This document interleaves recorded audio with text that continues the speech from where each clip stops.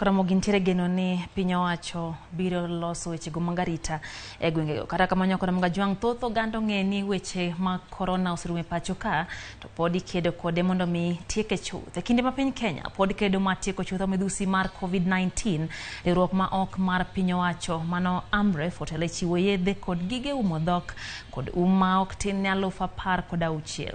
Magi gin moko kuom yore magitiyo go e duoko piny landruok mar Covid-19 e pacho ka kaka Judith Omondi leronwa.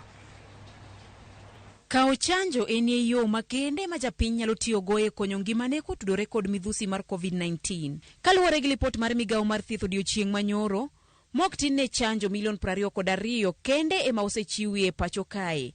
Ma kuma oriwo chanjo milion 18 ma osemi joma dongo kod chanjo maromo milion 2 ma osemi nyithindo mantie kind higni 12 nyaka 18.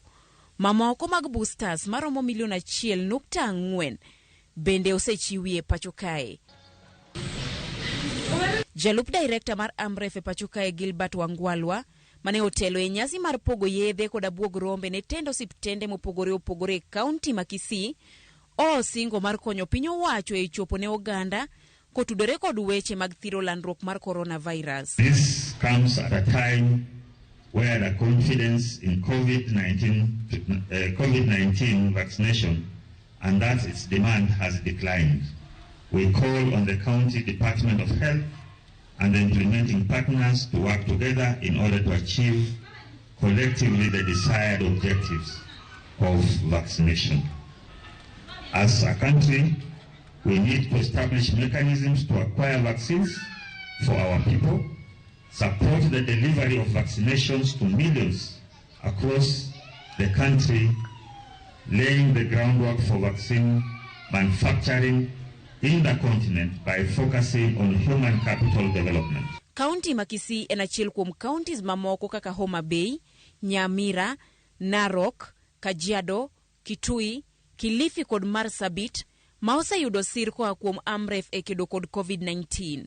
Sirgi oriwo koda kama sinde mabiro konyo ute thieth ndiko lipot ewi kaka chenro mag chanjo dhi nyime e counties ma pacho kae. Part of the commodities you can see here are AMREF data tools, because we believe that if we are able to know the impact of these vaccines, probably we'll still be able to assess it and to give good recommendations in terms of how to go about combating the effects of the vaccines. Jatend chenro mag thieth e kaunti no ma Kisii opuoyo okang' ma AMREF osekawo e rito ngima oganda ka osingo mar tiyo kod jochiw thieth e chopo ne oganda e kaunti no. And we are really thankful and appreciate AMREF Kenya for giving us these tablets. And I believe in the next coming 2 weeks, most of our people will be on the chanjo system. And our coverage maybe will be more than 45% or will be at 50%.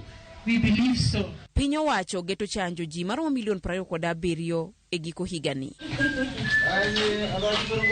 Judith Omondi, Ramogi TV. Kwadhi nyake